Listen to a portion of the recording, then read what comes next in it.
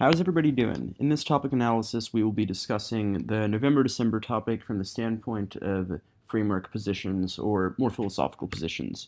So first, we'll start with some background about the topic more broadly and what some framework positions might look like in this particular context, with some of the background of what the literature looks like surrounding fossil fuel subsidies. Following that, we'll dive into specific strategic considerations on the AF, strategic considerations on the neg, and then positions on both sides. So, as you may have known from watching some of the other topic analyses, and in particular the introductory ones, so it's obviously a question of whether fossil fuel subsidies should be eliminated or not. But I think it asks a more foundational question in a lot of ways, and this is a question will become relevant for most of the debates about framework, whether what the role of the government should be in regards to individuals in society and in regard to markets. So what do I mean by that? It's important to consider what a subsidy is. It's an intervention into the market for the sole purpose of helping a certain facet of the industry remain alive, as opposed to unfair exposure, or as opposed to exposure to competition. Whether or not it's fair or not is something we'll talk about in a second. So I think an example of this that is separate from subsidies, think about something like tariffs. The US raises the prices of goods from other countries for the purpose of ostensibly protecting US goods. It is an intervention into the market for the sake of being able to benefit a certain group. Whether this is good, bad, or indifferent depends on your views of what the government's role is. Do we believe in a laissez-faire or hands-off approach to the markets, or do we believe that interventions can be contingently good to benefit certain constituencies? It again, I think, like most things, is it depends. So a lot of people on face think that it makes sense for there to be interventions for the sake of subsidies to benefit solar power, but others are less keen on subsidies for things like fossil fuels, less interested in tariffs like what Trump has been slapping all over the place. So, but this question, it just ultimately depends on A, what we think the role of the government should be. Can the government legitimately intervene? And B, for what purposes are they intervening? So, philosophical positions will likely answer one or both of those questions, which are both separate from the question of does this intervention produce good consequences? So, the former, can the government intervene in markets? Likely, the affirmative would be able to argue no, they should not. And we'll talk about that in the context of libertarianism in a second. And then the second being, is this particular intervention good? So many other philosophical positions will argue that it in fact is good for the government to intervene, because the government can never be neutral and not take a stance, which is exactly why intervening in the context of fossil fuels is unethical, because this intervention is not just benignly protecting a certain industry, but is propping up an industry that is intrinsically violent. The second relevant question, more broadly, is what is the role of the government with regards to individual protection? By that I mean, does the government have a role to look after its citizens, or is that something the government should stay out of the way from? Once again, there are a variety of philosophical positions on this that may affirm from almost opposite directions. So libertarians, for example, would argue that the government's role in terms of individual protection is fairly small. The government's job is, in fact, to not intervene at all, because the government needs to just leave people to their own rights. This is the distinction between positive and negative freedom. Negative freedom is freedom from, i.e., a right to non-interference. So the government does not have a proactive right to protect you, but it does have a right to leave you alone, which is why many libertarians dislike taxes. They don't want the government just directly taking away your property, whereas positive freedom is freedom for, or freedom to achieve a certain end, to get a certain good. So, for example, the right to healthcare, the right to not live in poverty, etc. Why does that apply on this topic? There is a question of whether or not pollution that results as a result of fossil fuel subsidies uh, is that something the government has an obligation to care about, or should the government take more of a hands-off approach to that? The last question then is how governments often relate in regard to others more internationally. So I think we shift from our level of analysis much more from government relating to own citizens to how does that relate to others internationally. Um, and I mean that more specifically because warming, as many of you are aware, in a lot of ways is a tragedy of the commons. By that I mean that it is something that everyone gets something from the environment, but nobody owns the environment. So the logical outcome for each individual agent would be to continue to overuse, overuse, overuse, because nobody owns the environment and pays the cost or as an incentive to clean it up. But then all of a sudden, the collective good is gone and we've all lost out. Think of a park that everyone uses and is able to just take from. Nobody has an incentive to fix it because none of those people own that park. But then soon, when it's used up, there's a serious problem. Um, this is similar because maybe fossil fuel subsidies benefit the US. In particular, we have a fossil fuel industry that would be weakened if we did not have these subsidies. But obviously, contributing to warming is a collective action problem that must be remedied. So we've talked about some of the background on the topic. Let's talk about some strategic considerations. I've given this shtick a bunch of times, but I think that framework affirmatives are useless if you end up having to debate disads like you normally would. By that I mean that if the NEG is able to co-opt a lot of the AF via a core of the topic counterplan and being able to use disads to either non-unique AF solvency or just link turn the AF, then I think then you end up being in a worse place than before. Why is that? It's because then the 1AC is not built for a policy throwdown. So if you let it become one, you're outgunned because you've lost 6 minutes of speech time not reading relevant cards on that. So I think an example of this could be, looking back to this past topic on September, October, if you read an affirmative that is clearly more means-based, but then you let the neg go for GPA shift turns the case, you're back to square one, and probably going to lose because you don't have a bunch of cards that defend it. The GPA is, net better for reducing inequality or whatnot. And I think a similar thing happens on this topic. Any neg debater that is worth their salt will be totally stacked out on a slew of advantage counterplans, carbon tax, fuel efficiency standards, cap and trade, et cetera, plus DAs like energy poverty, electricity prices, econ stuff, uh, other stuff about U.S. industries, foreign reliance, etc. And you don't want to be able. The purpose of reading a strategic like a framework app like this is that you don't want to have to delve into those debates that are structurally more difficult for the app because the neg has conditionality, has a bunch of different stuff they can say, and can probably read more cards.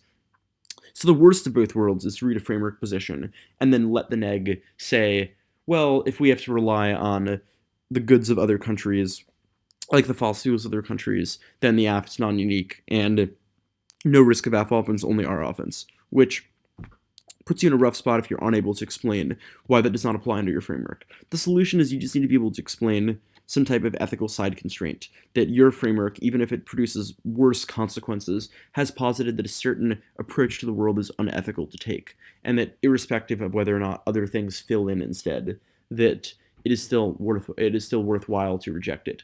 And I think it's a topic where some specific cards about in the context of the environment, that these types of assumptions of intervening actors that can turn a good action into a bad one, justifies delaying action on environmental problems perpetually, because we can always imagine some situation where others react in a poor way, triggering like a action-reaction cycle that would make it impossible for us to ever make ethically sound decisions. And I think would be a fairly nuanced way to explain why consequentialist approaches on environmental issues fail.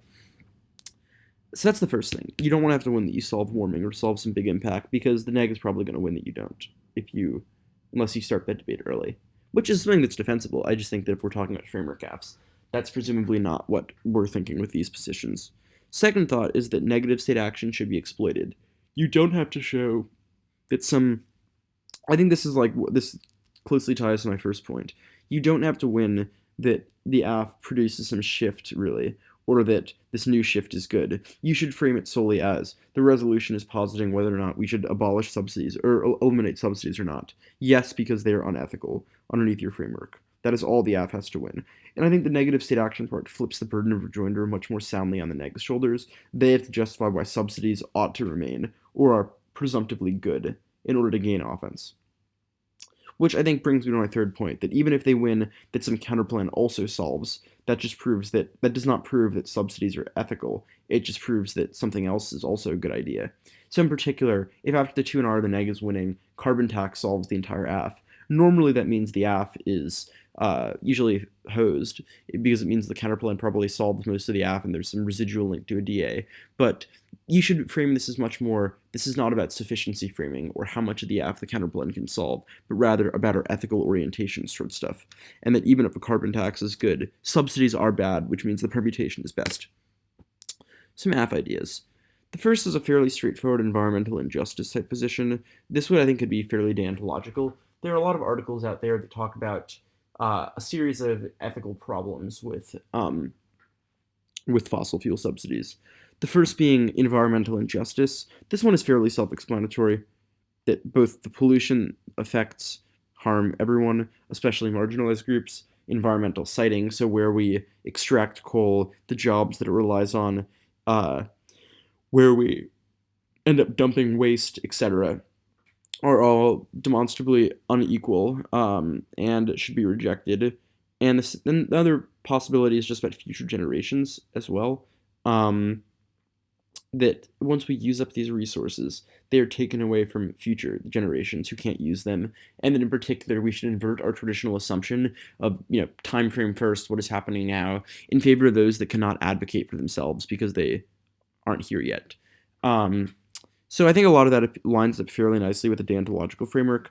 I'm sure you all have heard about what that would look like, so I'm not going to reinvent the wheel so much to speak. But the short version is that, as opposed to a more consequentialist framework that claims the end justifies the means, a more deontological framework starts in the premise that the ultimate good is not just producing happiness, but rather recognizing the intrinsic agency of all people, and that humans have the ability to rationally assess how the world works and to make ethical judgments based on this innate rationality they all possess, which means that insofar as humans have rationality, they should be treated as rational agents capable of deliberate decision making, and that we should instead be conscious not to deny the agency of others via actions that treat them as means to an end, or do not treat them as rational agency regarding individuals. And I think then that lines up very nicely with a lot of our offense about future generations or environmental injustice, that when we treat those individuals as not mattering either because of their social location or because they don't exist yet, that it creates anything, that it creates a form of injustice. Second thought is that we also can have offense that is very specific about why subsidies to this are key. And then I think the neg will often argue that, sure, maybe this justifies why fossil fuels are bad, not why we should eliminate subsidies. But I think your point needs to be that subsidies are the way that we achieve that, and that subsidies are never neutral, but rather, excuse me, are a strategic intervention into the marketplace. Um, and that this type of intervention is necessarily violent because it is based on a series of values that should be rejected. And I think then that lines up nicely with some of the stuff we talked about how, that it needs to, that choosing to intervene in the market can be fine, but it needs to be for good reasons and not violent ones. I think one other position that we alluded to a little bit before we jump into neg positions, would be a libertarianism position that kind of holds the opposite, that any intervention into the market is not good. I'm not going to spend too much time on that because we sketched that out already, but that subsidies are unethical because the government should not be intervening into something that should be able to operate on its own. The reason I think that is maybe less strategic is frankly just because it's very open to a bunch of good Ks. And I think on a topic where you can say warming is bad, we should be orienting ourselves against it. Why would you open yourself up to the neolib K when you're just like, oh, we should have a hands-off approach to the free market, no subsidies ever? That I think it's pretty easy to I think it's just not something you want to bite off. But if you want to do it, that's certainly an option where the AF offense underneath the framework is better than the negs offense. You just need to win that libertarianism is in fact good. Neg stuff. I think the flip side of what I said earlier is important here about counterplans and sufficiency framing. The AF will likely have a persuasive narrative that it's not a question of whether or not something is better than eliminating subsidies, but rather just about the ethical importations of subsidies themselves. I think you want to be pushing back on that and saying that instead of assessing subsidies good, bad in a vacuum, that we should be doing opportunity cost analysis.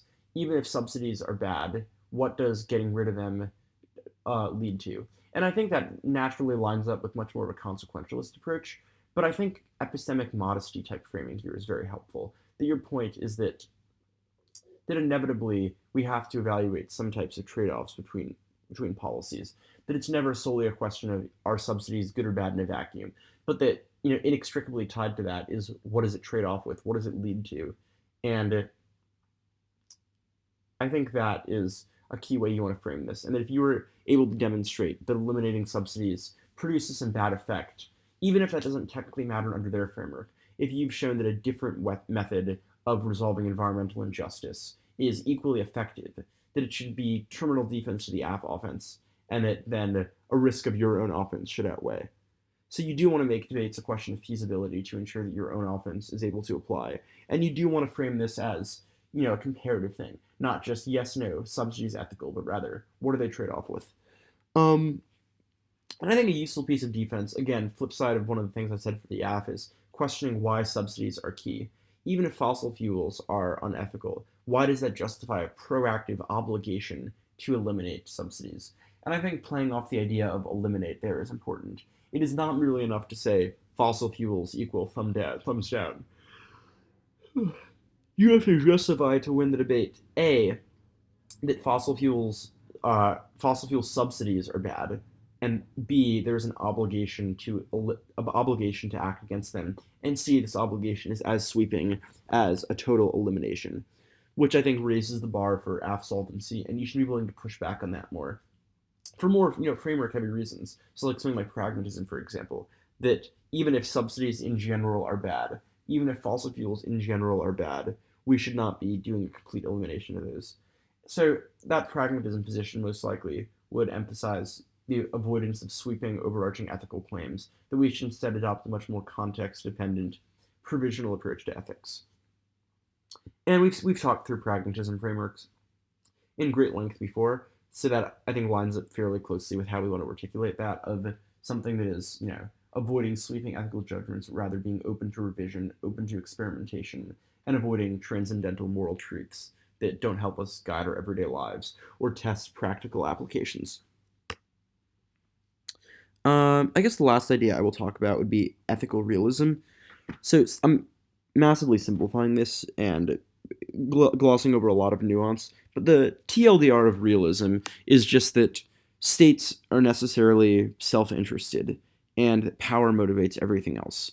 That states will always try to seek power, and that most importantly, they live in a system where everyone else is seeking power. This is what Kenneth Waltz, the founder of realism, has referred to as an anarchic international environment or a self-help international environment, where every state has no ability to follow rules or norms because they're always just doing their own thing to seek power, and that the way to do that is self-help, beating up other states. So within this admittedly gloom picture of what states, how states act, we see a position about energy realism. The idea that states themselves need to be able to have a stable source of energy in order to ensure that they can be independent from others. So the way the fossil fuel industry now works is that it's very heavily dependent on the US. And if we were to cut it off, what would likely happen is the industry would start to go under, and we would probably start, instead of shifting to something like solar, we would probably start shifting much more to oil from other countries, breeding for independence. So the question you're probably thinking is, well, that sounds kind of consequentialist, right? Doesn't it rely on a shift that if the AF wins the thesis of their solvency claim that renewables and stuff are ready, then the AF probably wins? I think the way you want to articulate this is that it's not a question of is there a shift that is actually happening, but rather that we are deliberately choosing to weaken ourselves, and that regardless of whether or not a shift actually happens, that from the standpoint of ethical realism, you can never be totally sure. And why would you chance it?